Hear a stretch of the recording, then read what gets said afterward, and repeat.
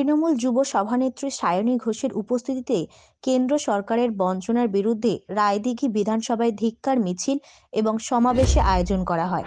টাকা দাও আর একটা করে জয়নগরের মোয়া হাতে ধরিয়ে দেবেন, বলবে ভোট বাক্সেও লাড্ডু, এমনিও লাড্ডু, আপাতত মোয়া খান, বাড়ি যান। দিল্লি থেকে এসেছেন, আপনাদের প্রাইভেট জেটের লোভ দেখে তৃণমূল থেকে অনেক নেতা 2021-এ চলে গেছিল, তাদের তখন বাপ দেখেনি ছাগল, ছেলে মুরগি দেখে পাগল অবস্থা। তারা তখন ভাবছে যে ও বাবা, তৃণমূলের আমলে তো হেলিকপ্টার চটেনি, বিজেপির সাথে থেকে যদি একটু প্রাইভেট জেটে চড়া যায়। তারা ভাবছে 5 স্টার একটু খাবার খেয়ে নি। এইসব করতে গিয়ে তৃণমূলকে ছেড়ে অন্যান্য জায়গায় গেছে, গিয়ে ভোটে অশ্বডিম্ব পেয়েছে, দিয়ে তারপর আবার কালীঘাটে লাইন দিয়েছে। কিন্তু আমাদের শক্তি হচ্ছে না আপনারা, আমাদের ভোটার, আমাদের কর্মী।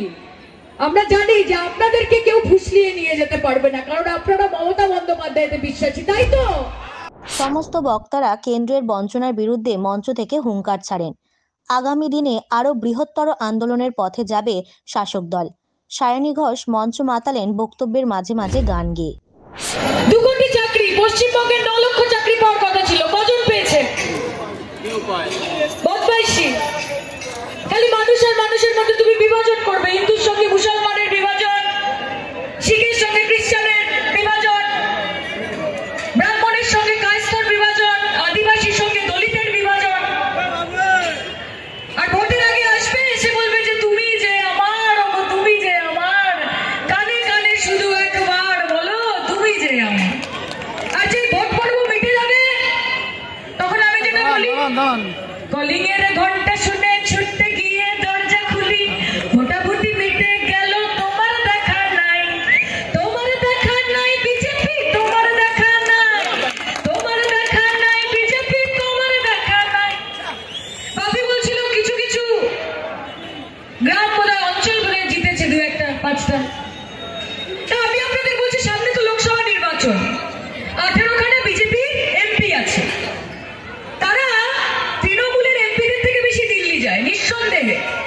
সকালে ব্রেকফাস্ট করতে যায়, দুপুরে লাঞ্চ করতে যায়, রাতে ডিনার করতে যায়। কিন্তু কি বলতে চায়? বলে যে বাংলার মানুষকে টাকা দিও না, সেটা বলতে চায়। আজকে বিজেপির সাংসদ যাদেরকে পশ্চিমবঙ্গের মানুষ জিতিয়েছে, তারাও দিল্লি গিয়ে সুপারিশ করে, কিন্তু কি সুপারিশ করে? যে পশ্চিমবঙ্গের মানুষকে টাকা দিও না। আর তৃণমূলের সাংসদরা তারা আন্দোলন করে, তারা পথে নামে, তারা চোখে চোখ রেখে লড়াই করে। অভিষেক বন্দ্যোপাধ্যায় দেখেছিলেন তো, গেছিল তো দিল্লিতে, দাদা হ্যাচড়া করে পুলিশ দিয়ে ধরিয়ে ভ্যানে তুলে পাঠিয়ে দিয়েছে। এত অসম্মান, এত লাঞ্ছনা, এত কুৎসা আমরা কিসের জন্য সহ্য করছি? মমতা বন্দ্যোপাধ্যায় যাতে আপনাদের অধিকারের টাকাটা আমরা নিয়ে আসতে পারি। আচ্ছা, আমাকে সুন্দরবন সাংগঠনিক জেলা সভাপতি ও বিধায়ক জয়দেব হালদার, রায়দিঘি বিধানসভার বিধায়ক অলোক জলদাতা ও সুন্দরবনের সাংগঠনিক জেলার যুব সভাপতি তথা জেলা খাদ্য কর্মাধ্যক্ষ বাপি হালদার, বিধায়ক গিয়াসউদ্দিন মোল্লা, বিশ্বনাথ দাস, গণেশ মণ্ডল, যোগুরঞ্জন হালদার, শওকত মোল্লা ও আরও অনেক বিধায়ক। ব্যুরো রিপোর্ট, জেলার বার্তা।